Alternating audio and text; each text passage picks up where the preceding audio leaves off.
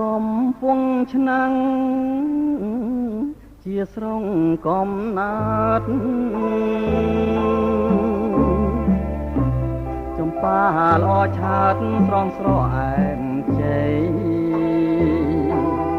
ខ្ញុំឃើញតាំងពីមិនទាន់ពេញវ័យដល់អូ